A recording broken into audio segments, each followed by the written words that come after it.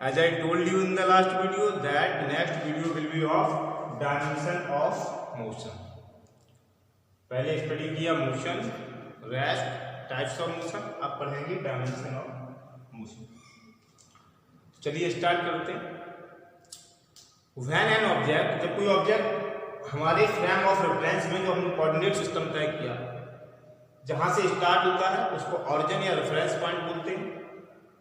देखते हैं कि एक ही डायरेक्शन में मोशन कर रहा है, कभी भी इस डायरेक्शन में नहीं जाता, कभी भी इस डायरेक्शन में नहीं बढ़ता।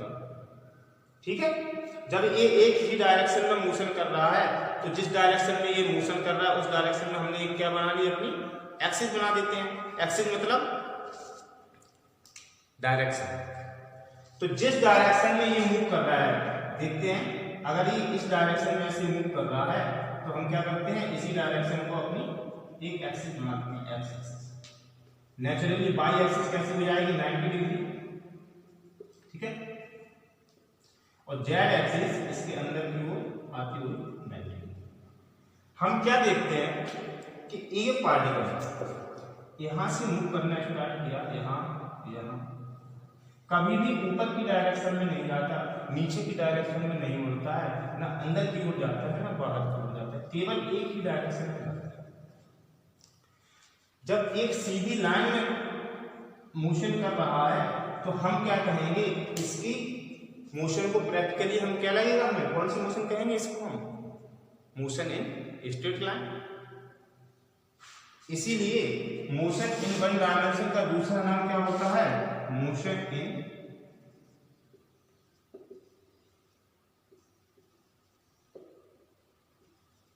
Straight line. अब इसका तीसरा नाम देखिए। ग्राफ के बारे में थोड़ा सा पढ़ चुके हैं पहले पिछली कक्षाओं में। तो ग्राफ में कोऑर्डिनेट किसको कहते हैं, किसी भी एक पार्टिकुलर डायरेक्शन में जब थोड़ी सी डिस्टेंस कवर्ड होती जाती तो उसको क्या बोलते हैं, कोऑर्डिनेट बोलते हैं।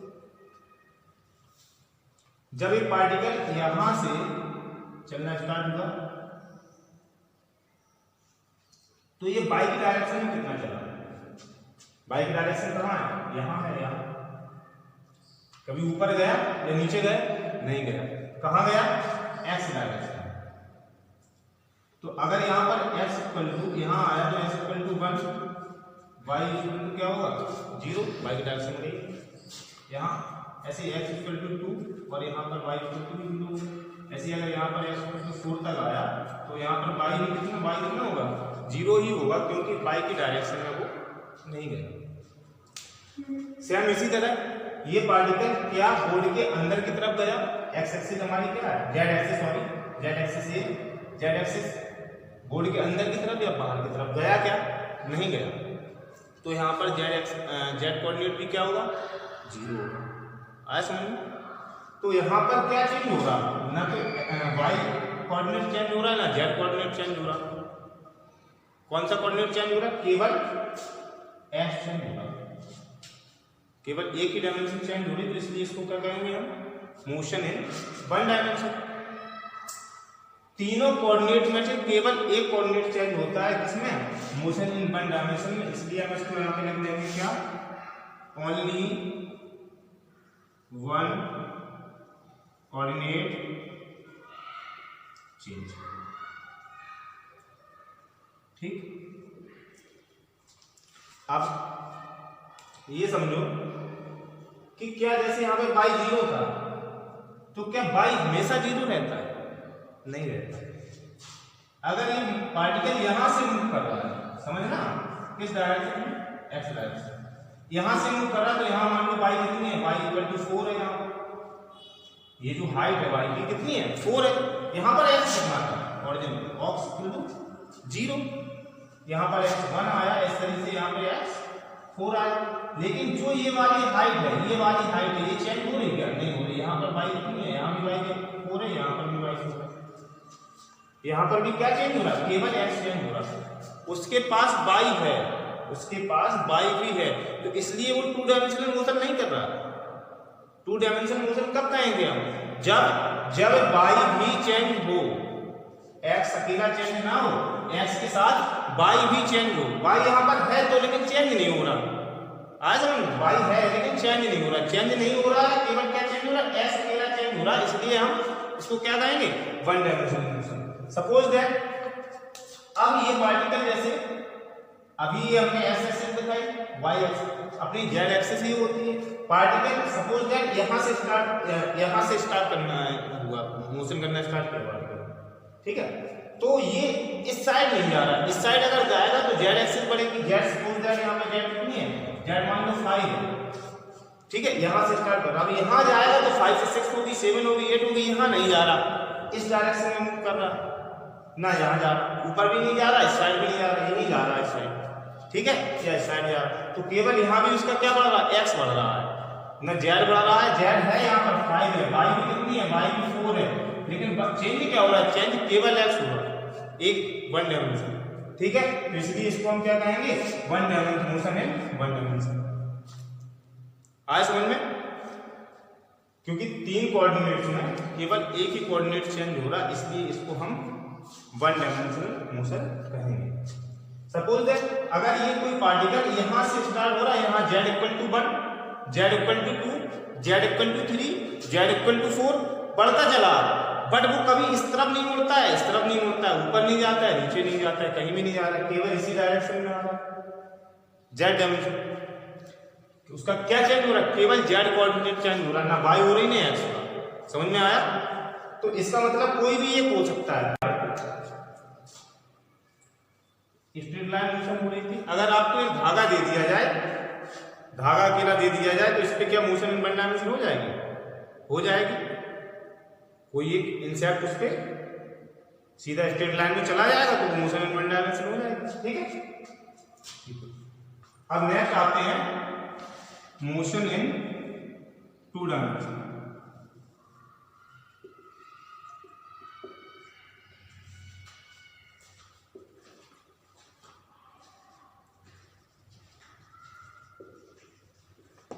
इसके sorry motion in one dimension कुछ एग्जांपल देख लो। जैसे जब हम कोई सीधी एक स्ट्रेट लाइन में मोशन करते हैं, सड़क पर सीधे जा रहे होते हैं, यहाँ नहीं मुड़ते, यहाँ नहीं मुड़ते, तो वो भी कैसी होगी, मोशन इन वन डायमेंशन होगी। कोई कार है स्ट्रेट रोड पे सीधे जा रही है, सीधे पथ पर, तो वो भी क्या होगी, motion in one dimension. Example लिख सकते हैं कार, ट्रेन, ठीक है। क्या लिखेंगे, मूविंग ऑन अ स्ट्रेट पर, ठीक, यह example. Motion in two dimension,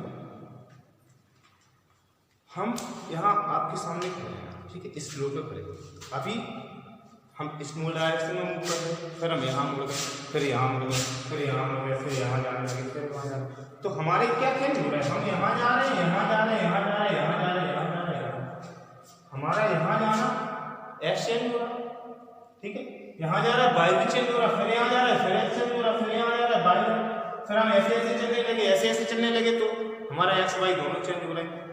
लेकिन कभी क्या मैं आकाश की ओर गया, ऊपर नहीं गया, जमीन के अंदर गया नहीं गया, तो हमारा जेड कोऑर्डिनेट चेंज नहीं होगा। कौन से कोऑर्डिनेट चेंज हो रहे हैं, एक्स और वाई। तो यहाँ पर हमारे जब दो कोऑर्डिनेट चेंज हो रहे हैं, तो हम कौन सी मोशन में होंगे, टू डायमेंशनल मोशन। तो हम क्या करेंगे, इसमें कितने कोऑर्डिनेट चेंज होते हैं, टू। यहाँ लिखेंगे टू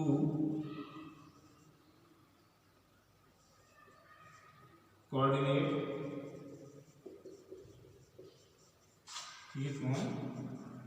चेंजिंग, कितने चेंज हो रहे हैं।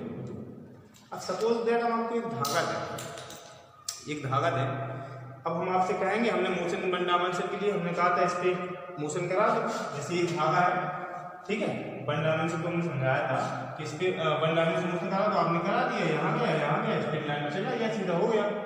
लेकिन अगर हम टू डायमेंशन मोशन करेंगे, तो यहाँ से हम चलते चलते यहाँ गए, अगर हम सीधे चले जाएंगे तो स्ट्रेट लाइन होगी, वन डायमेंशन होगी। तो इसके लिए समझ में आया, इसके लिए हमें क्या चाहिए होता है, स्पेस चाहिए होता है, सॉरी प्लेन चाहिए होता है। क्या चाहिए, अगर यहाँ हम चल रहे हैं, जैसे हम यहाँ जा रहे हैं, सीधे जा रहे हैं, तो हमको अगर मुड़ना है तो हमें कुछ प्लेन चाहिए, रास्ता चाहिए, जगह चाहिए कुछ, है ना। तो जब कोई इंसेक्ट इस पे मूव कर रहा है, तो कोई अगर यहाँ मुड़ेगा तो उसके लिए उसको थोड़ी सी जगह चाहिए, प्लेन चाहिए, तो इसीलिए इसको हम कहेंगे मोशन इन प्लेन। इसको क्या कहेंगे? मोशन इन प्लेन भी बोलते हैं।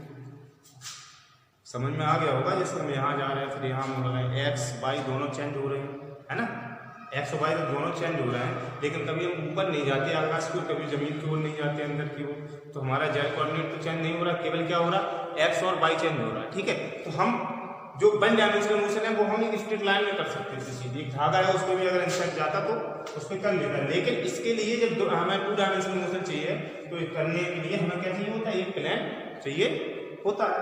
ठीक है, अब इसके अगर एग्जाम्पल देखेंगे हम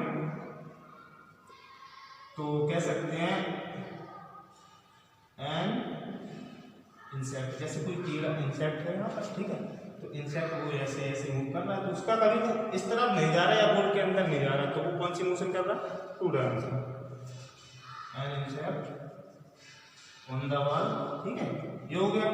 और इसके क्या होंगे टू डायमेंशन के एग्जाम्पल, जैसे football player on the ground, वो भी टू डायमेंशनल मोशन करते हैं। नेक्स्ट आपने ये समझे दोनों, ठीक है, ये दोनों अच्छे से समझे। अब आती है आपकी मोशन इन थ्री डायमेंशन।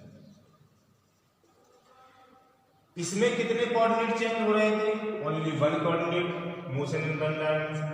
इसमें कितने कोऑर्डिनेट चेंज हो रहे थे, टू कोऑर्डिनेट चेंज हो रहे थे। तो इसमें कितने कोऑर्डिनेट चेंज होंगे, थ्री कोऑर्डिनेट चेंज, सिंपल सी। तो इसमें क्या होंगे, थ्री कोऑर्डिनेट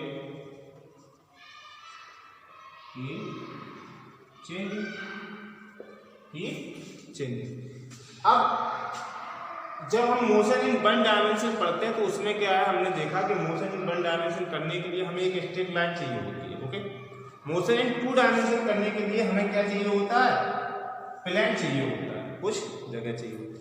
लेकिन मोशन इन थ्री डायमेंशन करने के लिए देखिए, सपोज दैट एक इंसेक्ट यहाँ से स्टार्ट हुआ, वो यहाँ गया, समझना, यहाँ गया, और यहाँ जाने के बाद सीधा उड़ गया, तो यहाँ गया, उसका एक्स भी चेंज हुआ, वाई भी चेंज हुआ और जेड भी चेंज हुआ। आया समझ में?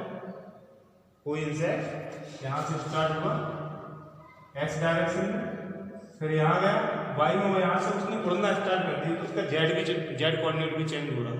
बस में इसलिए हमने क्या बताया, three coordinate keep on changing, तीनों कोऑर्डिनेट इसमें चेंज होते है ना। जितने भी, अब इसके एग्जांपल देखें तो जितनी भी उड़ने वाली चीजें हैं वो सभी, जैसे एग्जांपल यहाँ पे एग्जांपल लिख लो इसके, जैसे बर्ड्स है, पक्षी है ना, रॉकेट है, ये जितनी भी उड़ने वाली चीजें हैं ये सभी मोशन इन थ्री डायमेंशन की एग्जांपल्स हैं। अब हम आपसे पूछे, जैसे आप स्कूल आते हो तो आप कौन सी मोशन करते हो, वन डायमेंशनल मोशन। क्या आप बिल्कुल सीधे जाते, कहीं नहीं मुड़ते हैं, तो two dimensional motion. Exactly clear हुआ? तो अभी के लिए इतना, डायमेंशन समझ में आया। अगला टॉपिक जो आएगा आपका वो अबाउट डिस्टेंस एंड डिस्प्लेसमेंट पे आएगा। ये हालांकि बेटा ये डायमेंशन जो था ये इतना ज़्यादा डीपली नहीं था बुक में आपके, लेकिन आपको नॉलेज होना चाहिए इसके कोऑर्डिनेट्स, एक्सिस वगैरह का। ठीक है, अगर इससे कोई रिलेटेड कोई भी प्रॉब्लम हो तो मुझसे जरूर पूछो बुक में। Okay, thank you.